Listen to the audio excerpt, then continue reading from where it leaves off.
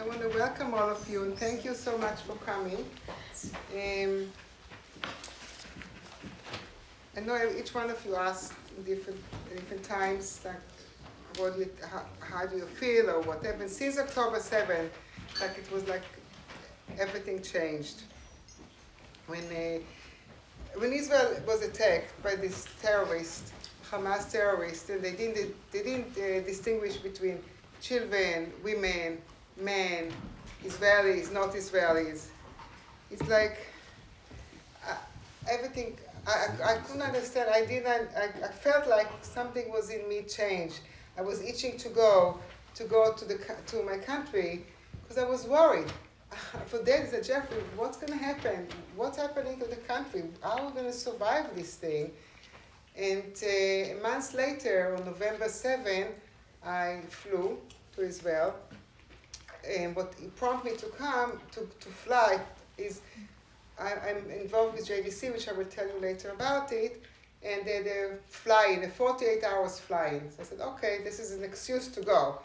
I'm allowed to go. But I went a week before to see what's happening. I need to see my friends, my family. Thank God my family is fine. They live around Tel Aviv, even though fine is comparative, because there are missiles. So every time when they hear a missile, they go to the shelter. And we have a nephew, and he has a year-and-a-half baby, the same age as our granddaughter. And his wife was scared because she had to, all the time, she had to run. The baby had to sleep with her all the time. She didn't know what to do. Then they heard that there are terrorists in the streets. She was afraid to go to the street. I talked to her mother-in-law, and Ronit, my sister-in-law, and she said, I knocked on the door. She didn't want to open the door. She didn't know who it was. I said, come on, I won't come up. They're just the beginning. It was really, really scary. So I'm going to talk through some pictures because I believe that pictures say a lot more than words. I took a plane. I landed at 6:30 in the morning. And this is what you see when you go down to get your passport checked. First of all, the airport is empty. The only planes that fly are El Al. And even if that, not so many are flying. And you see the pictures of all the hostages. 240 people, hostages, were taken. Then driving to my mother's home in Tel Aviv, not so much traffic, and you see the flags, Israeli flags. Now it says Mu'chadim ad hanitzachon, together till victory, and again the flag, and then it says men, women, babies, old people, all hostages, and the pictures of the hostages. So, but when I see an Israeli flag, to me it's Independence Day, it's celebration, because that's in Israel. Whenever there is, every Independence Day, Yom Ha'atzmaut, that's when everybody put their flags out. Now they put the flag as a sign of unity. Like we're all together in this, we're all in it together, and there are flags everywhere. So the first thing I did when I landed, after I said hi to my brother, is to go to the Hamal Diskiot. So Hamal, and I'm going to use this word a few times, it's war room. And Diskiot is this dog tag. And this dog tag says, bring them home now. Usually when you go to the army, you get a dog tag with your number. And it's like an ID number. And this was a sign, they use this as a symbol for the hostages. There is no name, so just bring them home now. And that's something that you read everywhere. And they're raising money through that to give to the hostage families, because these families don't, they don't work. They're just sitting and they're trying to talking to anybody they can. They even come here to get their awareness of the people that were taken hostage. So this is the Hamal. This is a small part, but it's a big room, and women sit there and they put them in packages, and 10 in a package, and you can go online and order them, and the money goes to them. Okay, so then after walking there, I met I'm sorry, I just want to.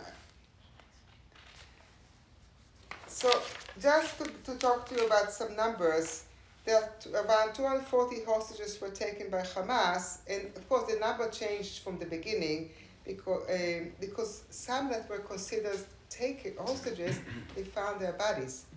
But that's you heard this story.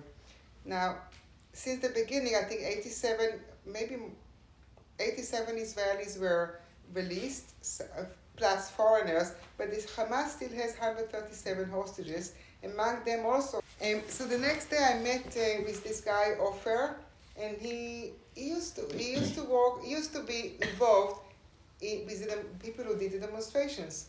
But he shifted, it changed, and now all he does, and not only him, all the other people, and you heard of Achim Laneshek, Brothers in Arms, these are the people who used to demonstrate every Saturday against the government. Now they all got together and they created their war rooms for different things, and I went to visit them. So it took me, we went to this place called Givat Chaviva, which is in regular days, it's a social community, and they do projects for Arabs and Israelis, and they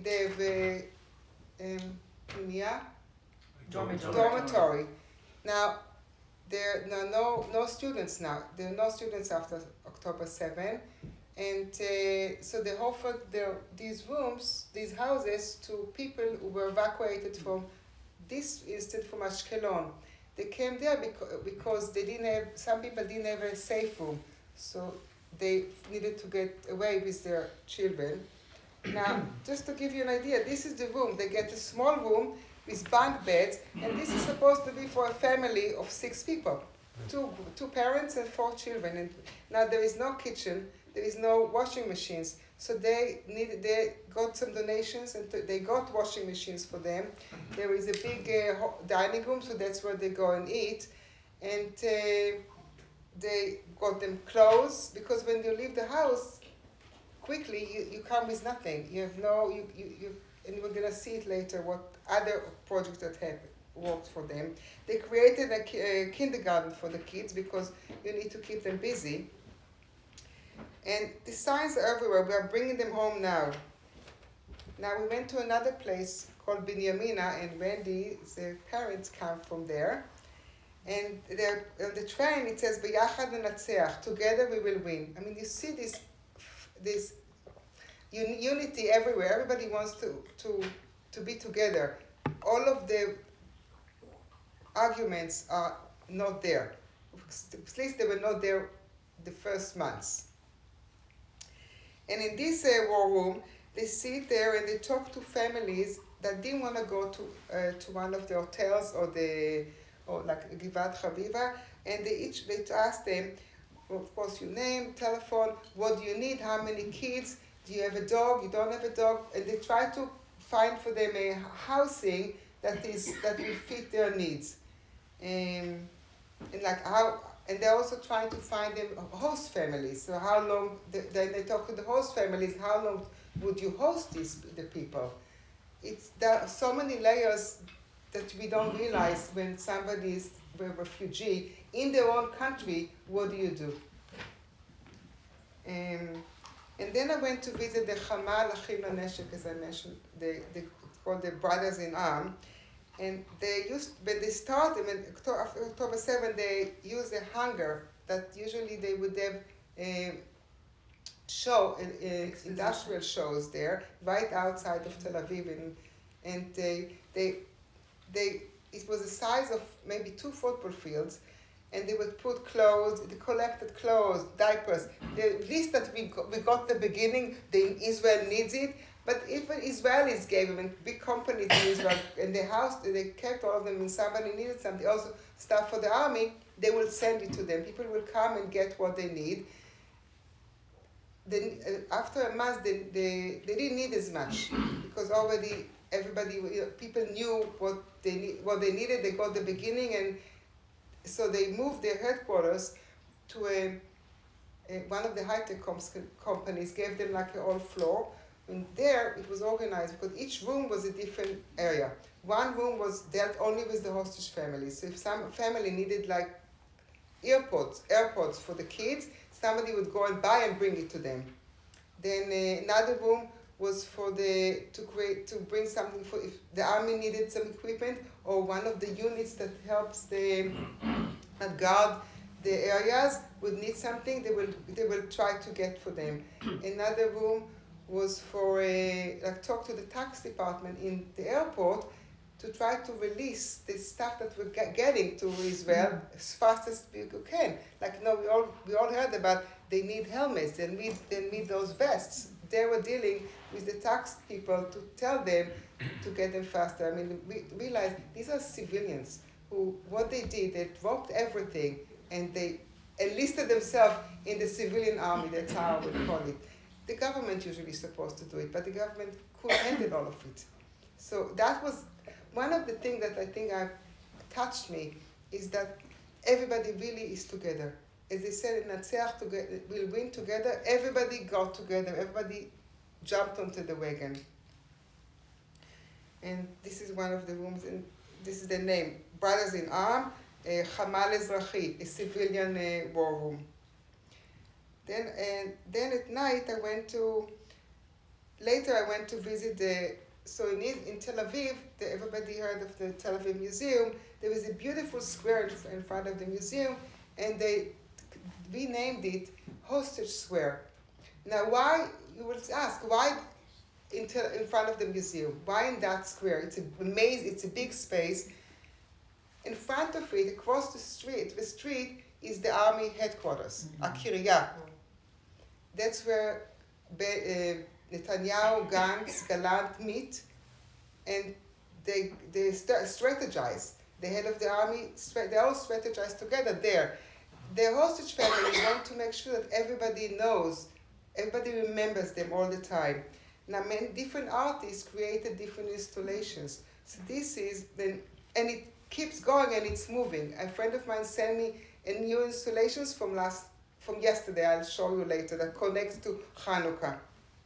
So these are all mirrors, and as it is, the picture at the bottom is a sculpture by Menashe Kalishman, and he created it's very similar to this. This is what he did in Berlin, in the museum. It's all in a huge hall, going down the big hall, and he has like thousands of these. So as it happened, it's there too, but the artist put all these the name of all the hostages on these mirrors. Again, flags, Machzerim et Omer Habayta, bring Omer home, he's still not home. And then the family sits there, and you come and you visit them, and you sit with them. It's like, I hate to say it, it's like going to a shiva call. And you give them hugs, and you pray that their kids will come back. Now, this is another installation, and all of them has names of their children. Of course, here you see the baby that we all think about him all the time. Now, the table that we saw in Union Square and other places in the country, was the original table. The first one that's created was in that square. And it changes, like the yellow ribbons, they added it. It wasn't at the beginning, they added it later. Babies. This is another installation. And now the candles that you see at the bottom, I don't have to explain. And it says museum. And now it says, Ad shekulam kan, kulanu adayin sham. Till they're here, we are all there. We are still there. It's like we're all together. We are all waiting for them to come and sit together at the Shabbat table. Now some of the families, not all of them, sleep in these tents in the square. They said that some of them said that we can't go home. We can't see ourselves going home and sleep in our own bed when our kids are not home with us. And it says Yosef Chaim Ochana, מחכים לך בבית. Yosef, we're waiting for you at home. And here is another. It says, וישובו בשלום, and they will come back in peace. And it's like the flag of Israel. כל ישראל ערבים זה לזה. The bottom, it says, every person is watching for each other. And of course, the top, and this is like a scale. It says, הזמן אוזל שחרור מיידי. The time is running out. Freedom right away. Now remember, this was like more than a month ago. And if I would talk to you, if I was there yesterday, I would still see the same thing, and it will still be the same. I will say the same words. Now these women, they're called the checkpoint women. They used to go to where the checkpoint where the Palestinians will come into Israel and make sure that they were not going to abuse them. And that's why they were called the checkpoint women. Now they don't do it. They're just there and standing with the signs to free the hostages. And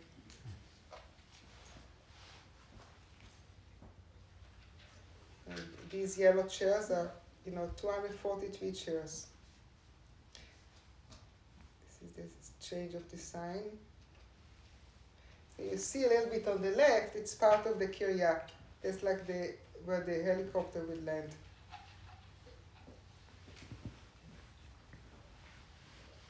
This was because of all the abuse that they abused women. Okay, so then, that was that. In the afternoon, I heard that there is a woman who was cooking glad kosher meals for soldiers in Gaza and for some of the refugees in the hotels. So I grabbed my friend, and she was cooking from her own home. It was her own initiative. She decided to do it. And we went and we helped her. We are cutting for chulent, and we prepared everything, small packages, so each soldiers, and that was like at 9 o'clock at night, and at 2 o'clock in the morning, somebody was going to come and bring it to Gaza. Now, they do it less now, because they found that with the time of travel, it's not so food safe. So even like there was a restaurant called Achim, the brothers, and they closed the restaurant and they just prepared food for the soldiers at the beginning, and now they reopened the restaurant and they don't do it as much. See, at the beginning it was a lot of chaos, and everybody was doing a lot of things. Now everything comparably calmed down, but the needs are there, but the army is doing it all. So but that was very touching to be there, and this woman had kids were running all around. She came from France a few years ago, and she was cooking. It was so amazing to see. And Friday morning, I went. This is where the Philharmonic, the Israel Philharmonic plays, and it's called Kikar Abima. Abima is one of the National Theater. So the theaters are not open, and all the actors and they all travel all over, the singers travel all over the country to army bases and to refugee hotels to entertain them and to elevate their mood. Now, what you see on top is mannequins. And what we see under, it's an installation of empty beds. And it's 240 beds, babies' bed, grown-up beds, or elderly beds. And I thought it was very, very strong, this installation. And if you see, it's right, usually, it's right next to this amazing garden that is always, kids hang around there. That's what you do. And it's called the empty beds. And this is under it. This is like for each kid from the festival that was killed. There is a note about him, and each kid, or no matter what age that he was killed, there is a sign. Now, there is also. I'm sorry, I'm going to have to read you something because I thought I will have the. What comes behind the installation is that really our day is really, the bed is our home, the bed is like our home, And we end the day was there, and we started the day there. And with what's happening now, we don't have a home, and this is like this is gonna stay here till we get our home back. And he created it with another woman, and it's called Empty Beds. Now, after that,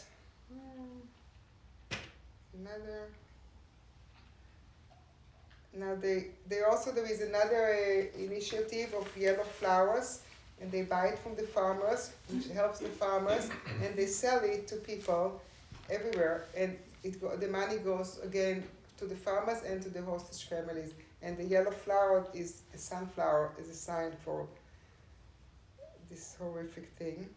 So this was Friday afternoon, and I went there for Kabbalat Shabbat. And the chief cantor from the army came and sang. It was beautiful. And again, people there, the families came and holding the pictures of the dear ones. So that was it happens every Friday. Every Friday there is a Kabbalat Shabbat, and sometimes it's sponsored by a different organization, or I would say company. On Sunday, Wendy joined me, because Wendy heard about, it's so funny because I met Wendy buying challah at Gold's, and she said, I want to go to Israel. I said, Wendy, I'm leaving on Tuesday, I'm going to JDC. So Wendy jumped on it and said, okay, I'm coming. And she joined me. So Sunday morning, we drove to Jerusalem, and we went to see the Hamal Yerushalmi, which is it's different than the Tel Aviv. It's not as big, and it's housed in this beautiful building that was Bezalel Architecture School. But we went there, part of the Hamal, the first thing we did is we went to, it's a cultural center where the Nisan Nativ, which is a acting school in Jerusalem, stays. But they took one empty space and they called Otef Salon Gadim. Otef is, if you hear Otef Aza, it's something that it's surrounded, that's the area where everything what happened. And they made like a little store, for second-hand store, for people who live in Gaza area. They can come, take as much as you want, feel like you're home when you're in Jerusalem. Now remember, they all came from the south. The south, it's warm. Jerusalem gets cold. You need different clothes when you live in Jerusalem, especially in November. And he said, Am echad belev echad, one nation, one heart. And this is how it looks. They're all very organized, and people come, pick whatever they want. And then there is even an area that volunteers sit with children to entertain them while their parents are shopping. And the different shoes. Just people donated all of these clothes, and they just come and take them. Now upstairs where the theater is, they converted it into like a warehouse. And families put a list of what they need, whether they need diapers or soap, and they package for them, and then they come and they pick it up. And this is the building from the outside. And this is the inside. Now we went out, and everywhere you see pictures of the hostages, and we saw the pictures. We have them in here too. This is like the group from the Joint. There was Wendy, myself. So then at night, that was Sunday. Sunday night we joined the group, and the first thing that we did, we had the first dinner. We were joined by two hostage families.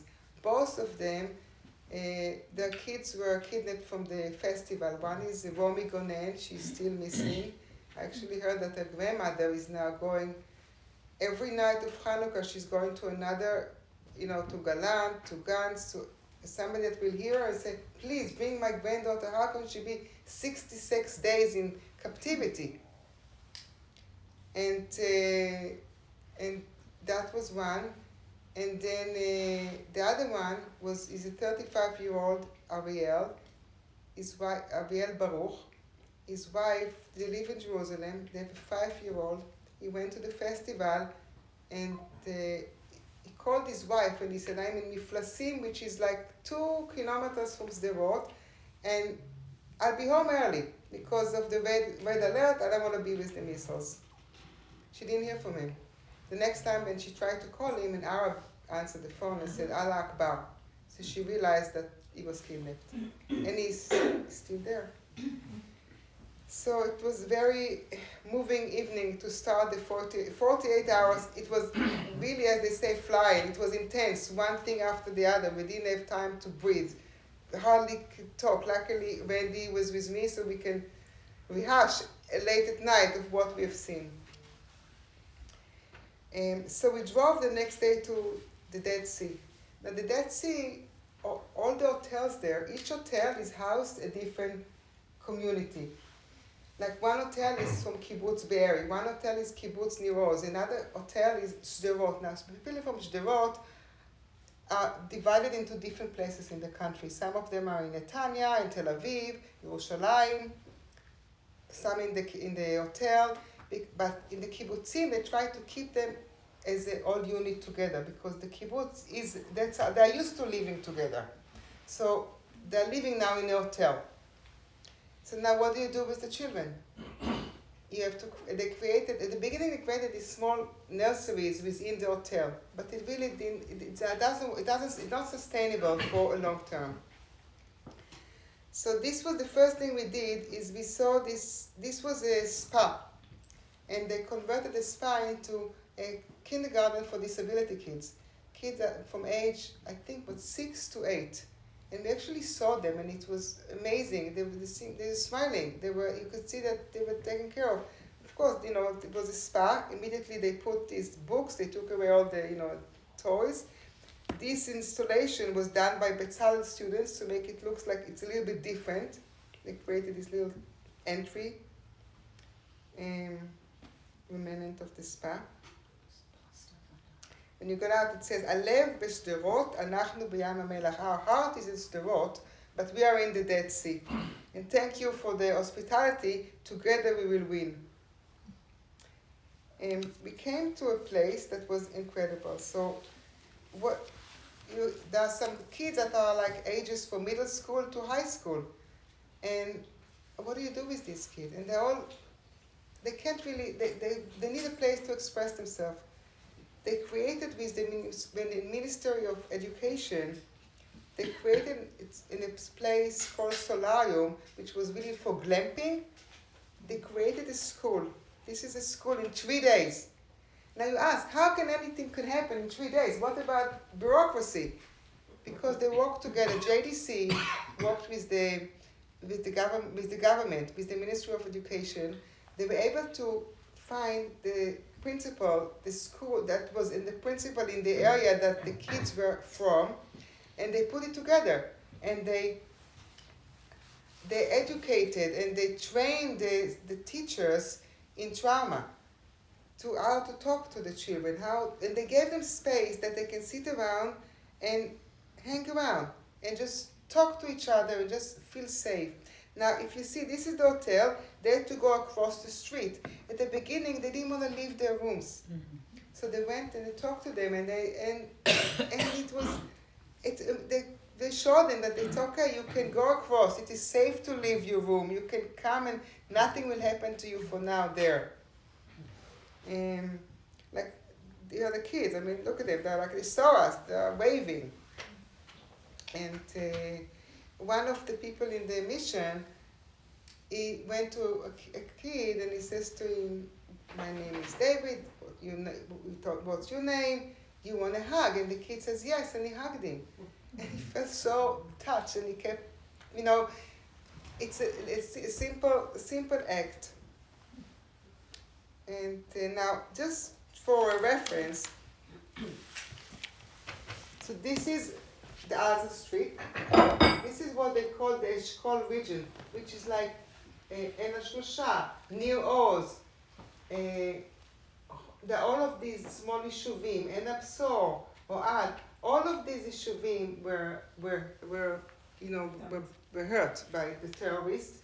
Now, Sderot is right here, Ofakim is here, I hope you can see, So just to get an idea, I mean, from this small place, they came all the way. This is only 40 kilometers wide, and they went all the way here, all the way Ofakim to Ashkelon. We get missiles. It's mind-boggling. I thought it's important for us to see the area and where everything happened. Then another hotel, JDC created, again, with the Ministry of, how's it, Revacha? Wealth. No, wealth. Wealth. They give them, like the people who live, they don't know what their rights. So the lawyers talk to the families and help them pro bono to understand what are their rights, how much money they can get from Social Security, and if they want to look for a job, how they're going to look for another job, and it's all it's all for free. But some of the people don't even know how to use a computer, and there are people helping them with all of this stuff. Yeah. One of the most amazing things was they required everybody that came to help to volunteer for 4 days at a time, so that if a person came and told their story, they didn't have to retell it over and over again. They could have that person could actually give them an answer, and they could move on and get more information. So it was very well thought out, and also they didn't want to create more of a trauma. It's a traumatic experience to begin with, to start telling your story and retelling your story over and over again. You deal with one person and they tell you what your rights are. Then you go to your health, your banking, and each person had continuity. So if you really think about it, it just brought a level of anxiety down, because you had somebody that knew who you were and you weren't just a number. So that was key. Yeah, and it's an example how I'm gonna at the end a little bit talk about the joint, but just it's an example of the way they work, and because they over the years they work with the government, they're able to pivot quickly. And I'm going to leave each one of you, I have a page that tells you how they work in emergency, which is amazing. When you see it on the ground, you realize that they do some good stuff. And then we went to another, it was the David Hotel, but it now is called the Be'eri Hotel. And when you walk into the hotel, again, these are all the people that were kidnapped from Be'eri. The Be'eri, Kibbutz Be'eri is a big kibbutz, 1,000 families. Third of them are either kidnapped or killed. Somebody in the family, or maybe all of the family, it's like one is left. It's crazy. And it's there.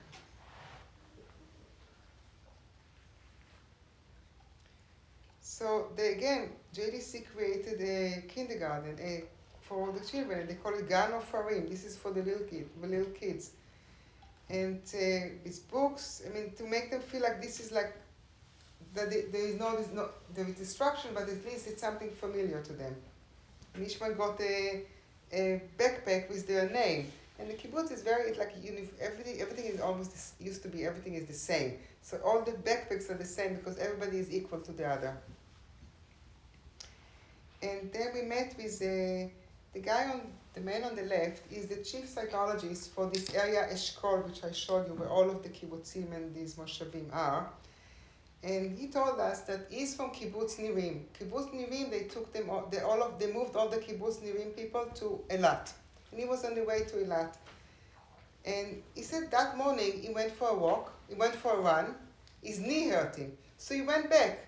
And then he heard that there was the red alert, that the missiles are coming. So I figured, okay, he called his wife, and she said to him, go into the headquarters right away, to the headquarters for the Eshkol area. He went there, and he was able to hear from all of the area people calling for help, and he realized nobody was coming.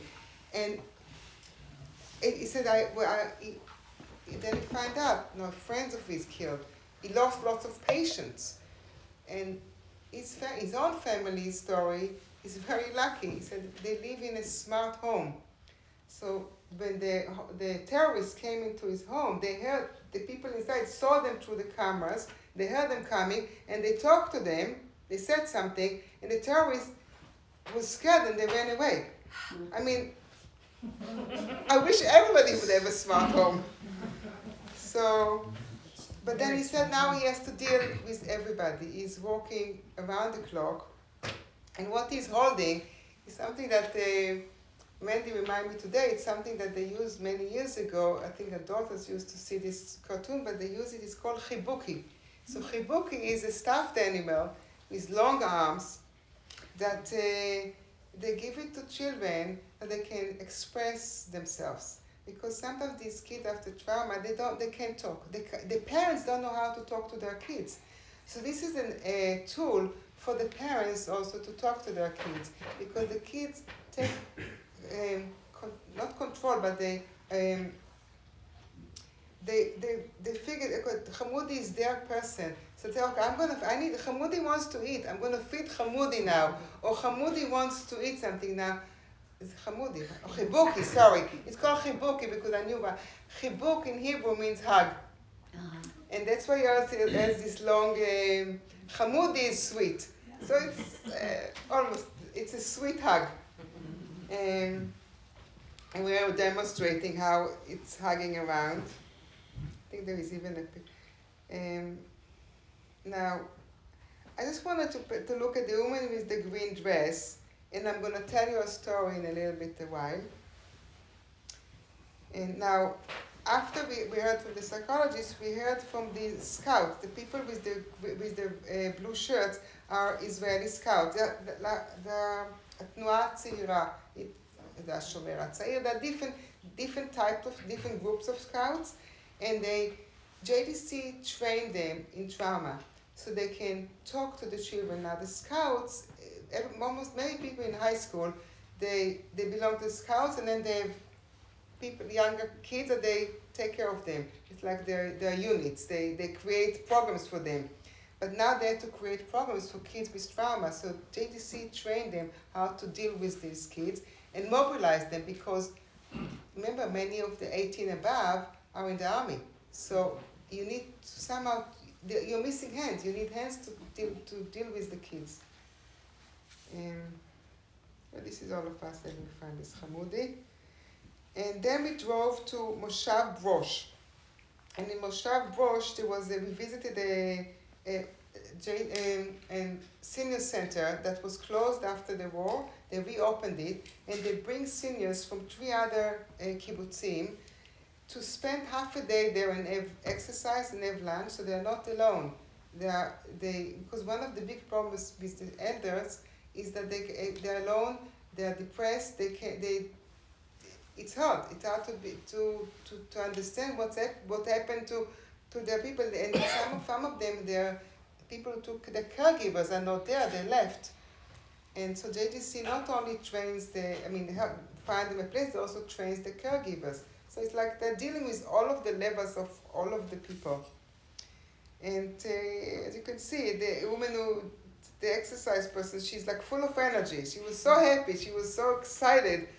And we all joined the exercise too.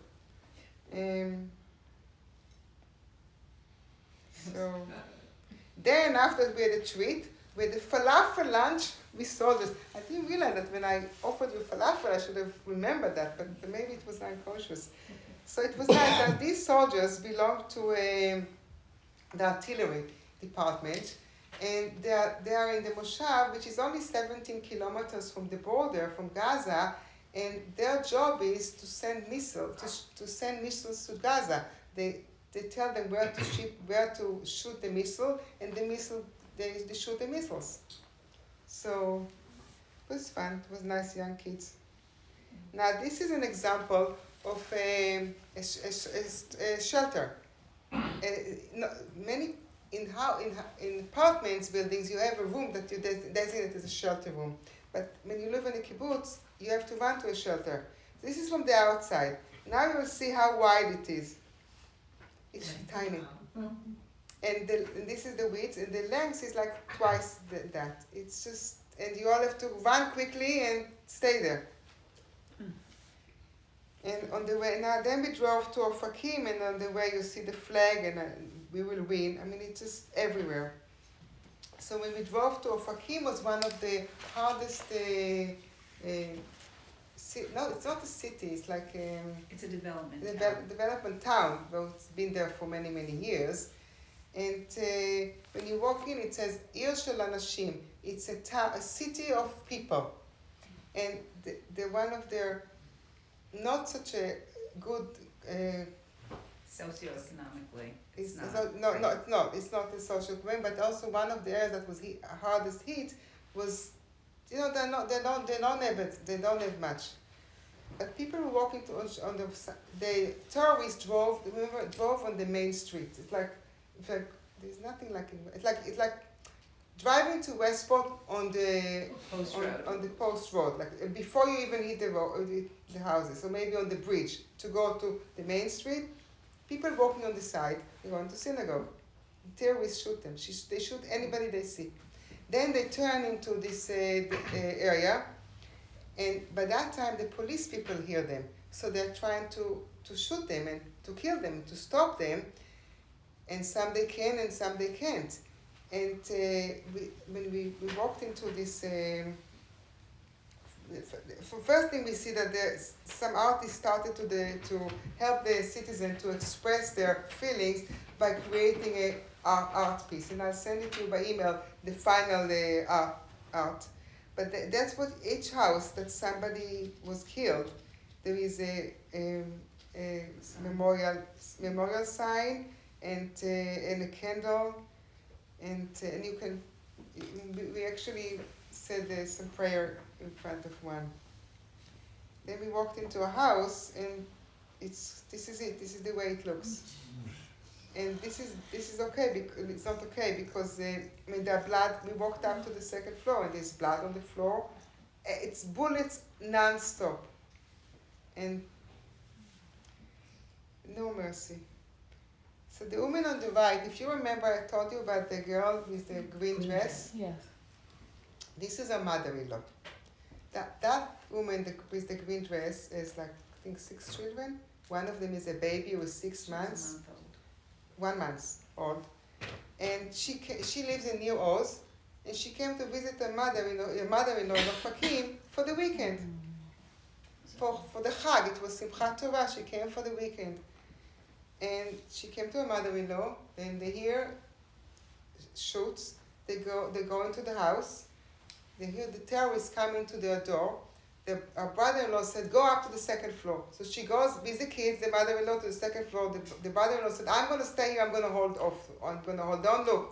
Don't worry about me. I'll be okay. So she goes to the second floor, and she hears the terrorists banging inside the house. She takes all the kids through this window. She puts them on the roof. They're all quiet for a few hours. We ask, how did the baby was quiet? She nursed him for a few hours. Then they were able to, I guess, to capture to do something with the terrorists. Somebody saved them. They had to move to the second. They had to move to the house next door, and there they were there for 14 hours till the army rescued them. Of course, sadly, the brother-in-law didn't survive. So it was incredible. By chance, we met this woman, her mother. She was there. We didn't plan to meet her because we heard the story before. And it was very touching because I read about it in the Israeli news, and it was incredible to see it there. And now I said, and she was outside the house. I said to her, why can't you go inside? She said, I can. The house, they threw a bomb into the house. So the house is black. They need to fix it. And she's living with some friends down the road. She won't leave Ofakim. She wants to stay there. Which is the resilience of the people there. They want to stay there. This is their home. This is, no matter what happened, they're going to rebuild it. So we went to see, and JDC created for them a center that they can come and talk about their problems and talk about their emotions. They have actors that are helping them act their the artists will help them draw what they feel, and it's, it didn't exist, but this is for this community to help the community to get strong. The last thing we had to do was to volunteer and pick up some broccoli and cauliflower. And Paula knew. I told Paula, I can't wait to do that. And guess what? Well, first of all, we come into this field and we see these humongous pumpkins. We're like, they said they grow pumpkins once a year. And I said, are they for the animals? No, they're actually good. They chop them up, and that's where they sell them to the supermarkets. And they keep them like that all year. It's just crazy. So we didn't get to, it was dark already because we heard the story. So we didn't get to pick up the broccoli. So I think I'll have to go back and to pick up the broccoli. And then again, leaving the country, you see the same pictures. It's like coming and going, and it's always in your heart. So I talked to a friend of mine, Batsheva, who is in Israel visiting her child who has 3 kids. The last one was born like the last month. And I think the day she arrived, there were missiles in Tel Aviv. She said she already had to go to the shelter. And she sent me more installations. It's like there are no words. This isn't Kikar Dizengoff Square. And they did it for Hanukkah. Mm-hmm. And this is again Hanukkah. And this is bring them home. They're all trying the hardest to keep them in mind, to hopefully things will work out. And I just hope that this Hanukkah will bring more miracles. Now, the one thing I neglected a little bit to talk is about JDC, and they do an amazing job in Israel. And each one of you, I'm going to give you a paper that talks about the organization. And in Israel, they are divided into few divisions. One is called Ashalim. They deal with children in risk. Eshel deals with elderly. Tevet deals with economic development. Like they are the ones who created like this in Bnei Brak. They work with the Orthodox, try to elevate them from with the Arab societies. They work with them to try to create work for the women, the Bedouin women, so they can have something. They have Israel Unlimited, which is disabilities, and Elka, which works with big companies, how they work with the government. But because of the war, they pivoted, and the program that they've been working on, they changed them. So, like for example, Eshel, they know where all the elderly live, which hotel they're in, and they created programs in the hotels for them. The same thing as they created a school for the children, and they have lots of training because trauma is one of the biggest problems now in Israel. When I came back, I said the whole country is in trauma. It's not only who were living in the south and are refugees. I mean, there are 250,000 refugees leave their home. Can you imagine? Take your stuff. You have 2 hours to leave. What do? And then start in a new place. It's hard to imagine, even when you're there and you see it, and your heart is broken. So, anybody has any questions? And thank you for letting me tell you my emotions, my feelings.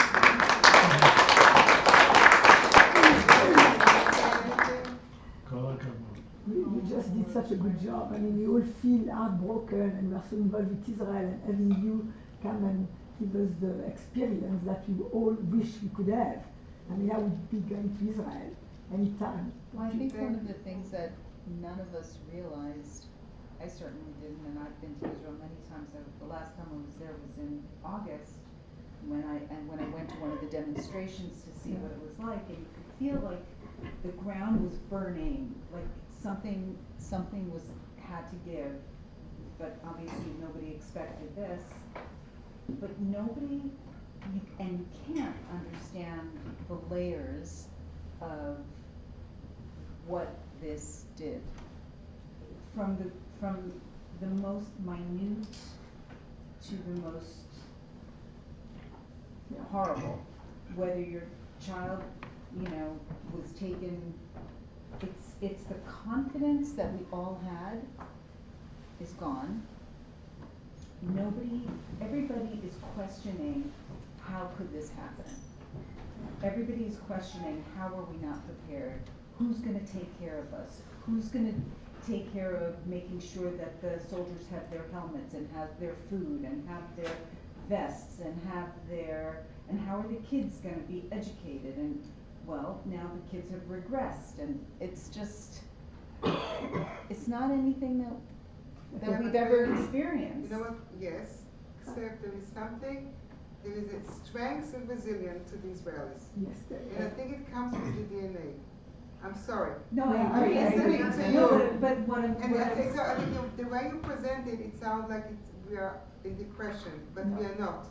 I think as much as I talked to my friend, I said, oh, no, I don't feel like going out, but I know this is what we are here, and we're gonna get out of it. We're gonna build. what I was gonna say was that the unity that I Yeah. saw also was beyond anything I could have ever imagined. And that was an incredible feeling, and coming home was really hard. I really wanted to stay. I mean, So, I'm hoping I have a friend who is planning, so JDC has, they are planning more 48 fly-ins, and if anybody is interested, I can give you information. But I have a friend we're planning to do something different a little bit. We're gonna try in March to go for 1 week, sleep in a army barracks, no fighting or anything like that, volunteer, and then after we'll do you'll see some work of JDC. So it meaning like doing something, and it's all in a safe environment, and also doing some, because I think as we're talking to Wendy, everybody wants to do something, want to volunteer, want to do, and yeah, but it has to be organized. You can't just show up and I'm here. The country is not ready for tourists. Would you think that, that's what I think, but I might be wrong, that the best way we, the Jews of the diaspora, and especially the Americans who travel a lot, that as soon as it's sort of solved, I don't know how it will be solved and when, is to go there on a vacation, spend American dollars, go to the hotel. Oh, of course. I think that would be like, if everybody did that instead of going to the French Riviera or to Italy, and whatever Maybe. money, Absolutely. I'm hoping that by this summer we can all go to Israel and enjoy the beaches there. It'd be amazing. my granddaughter is having a bat mitzvah there the 4th of July. It's all planned, and we all intend to go. Yeah. No, that's an excellent idea, and I think the economy, the country needs it, because the economy is not strong. I mean, remember, people are not working. Many of them are not, in the army. Many of them, their businesses are gone, so they have to pivot. They have to change of what they're gonna, what's gonna be next. So absolutely, they will need every person that comes and visits. Yes. What's the political climate on the ground? We can't talk about it. No, it's tricky. I mean, nobody's really at the beginning, nobody wants to talk about it because you have to let things happen. Now you hear here and there, but There's going to be a election. it is, yeah, Shirley is right. It is premature. You can't really do much. So when people are asking questions internally, like how could this happen? They're asking themselves because they're wondering, you know why? Because it was a punch in the stomach for every Israeli. And I think that's why I felt so scared. We always felt like we are safe. We are like, they can't come and break that wall. We spent, that was a safe wall. It has all these cameras. Also, what they did, they're like a mob. They are a mob. They rushed as a mob, and they took whatever they can. Not all, they kidnapped. They took food. I mean, after the terrorists came, the Palestinians who live in Gaza ran and took whatever they can. That's why, they say that they don't know where all the hostages are. I think they know and they don't know, because some are taken by people to their home, because they figured if I have a hostage, then I can get something for it. $10,000. That's what they. $10,000. $10,000 in an apartment. in addition. And it's like, That's So what go they- figure. that was- yeah. I mean, it's, I think we should so I do think more what than happened, the 72 versions. confidence is gone. And of course, when you don't have confidence, start blaming, looking who to blame. But because the work keeps on, but you read every day, another young kid is gone. oh, It's you don't want to think, you forget to blame. Mm. You have to remember that we will win and we will be strong. That's why we win. Together we will win. It's like, this is the new message. Together we will win. And I think it's very significant that you see the flag. As I said at the beginning, the flag is independence. It's victory. So it's like you have to remind yourself that we're gonna be good. We're gonna get out of it, and we're gonna be good. And then we'll deal with politics. Mhm. It's gonna be different. for sure. Yeah, even dealing with it will be different. Yeah. So and really, anybody wants to ask me anything, any question about anything, no problem. So was there a sense that among the Israelis, it was so victimized, and then the shift in the narrative throughout the world changed as soon as they went into Gaza, or as soon as they started bombing Gaza? No, When what they shifted- knew, the Israelis know it all the Of course. time. No, But I what shifted it was completely when the agree. that was the other thing. Yeah. When you see in Europe what they're watching versus what we watch here, Mhm. very different. And if you remember, it was when they say that we bombed the Al-Shifa hospital, allegedly, and then the BBC came out and they said it wasn't. By then it was too late, because they lit the entire, until then we were sort of okay. Yes. After that, the entire region was on fire. But it's always like that. As soon as Israel responds, we are the But bad it was guys. really the media that did it. Oh, Yes, and they It still was are doing really- it. Including the New York Times. Except for Yeah. Germany, believe it or not. yeah. So I was in Frankfurt, there's an Israeli flag in the town square. The German government has actually prohibits demonstrations against Israel. Yeah. They won't give anybody a citizenship if they are against Israel. But the German government also has I think France actually initially France also too, yeah. prohibited demonstrations, I don't know how that's. Yeah, they did. Well, we were in Paris, and because in France there is a law, there is free speech, but if the free speech incites to violence, it's right to go against the law. Well, in theory, So we it's should, forbidden. we do the same thing. You can't incite violence here as well. They So have how the tangible same was law, the yeah? change? Ah, The two- They and have they- the same law, yeah? I mean, we obviously, for those of us who had not been to Israel for a while, during the summer with the polarization in Israel, unprecedented. mm-hmm. You're speaking to your own brother. No. Look, And so it just evaporated overnight? yes, overnight. I'm telling you, Yeah. overnight, Yeah. all these people who demonstrated are now in these war rooms. They are all taken care of. They took over the country. The civilians were running the country, especially brothers in arms. They're running the country the first few weeks. The organizers of the protest. Everything. All the protest organizers, they were running the country. And because the government couldn't handle anything. The government didn't know what to do. So, I mean, it took a while till they put guns together with them. No. Yeah. But it's just overnight. Exactly. That's Or now, what are restaurants open? Like, you were So- in Dizengoff, was everything closed or was? When I was there, many of them were closed, and because people now I know that some of them are open, but people don't really go out, not much.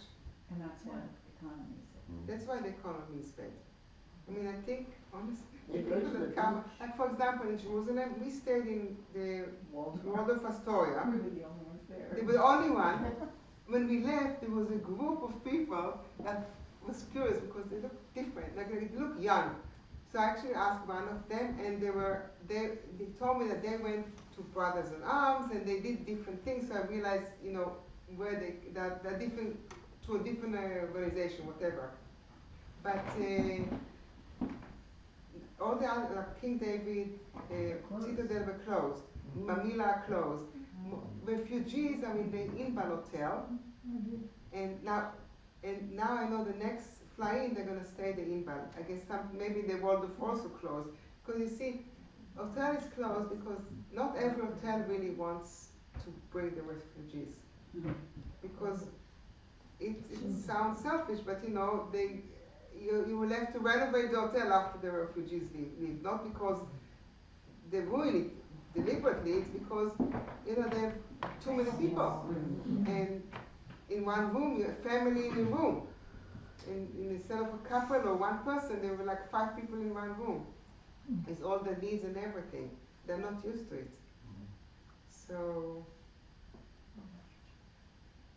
the King David Hotel's closed. Closed.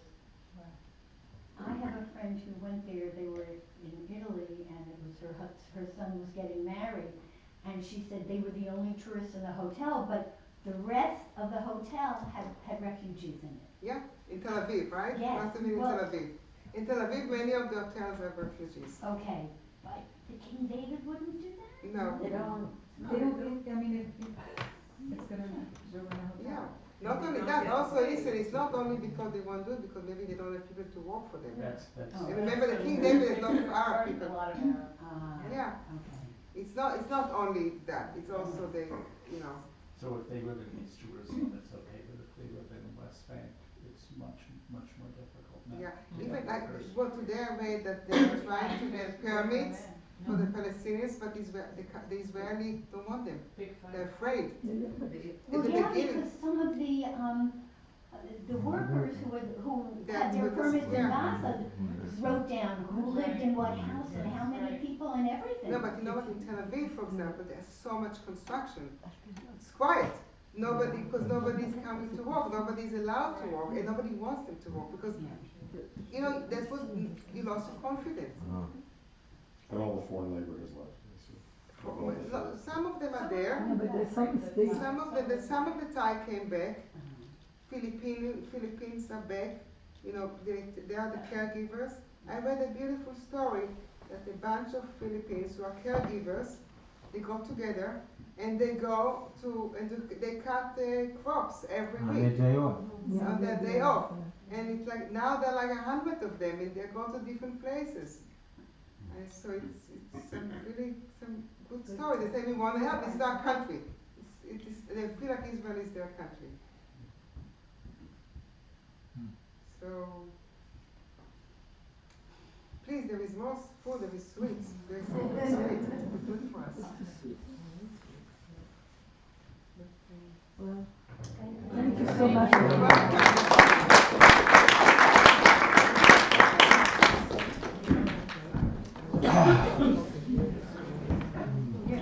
I have to say one. I just bought one.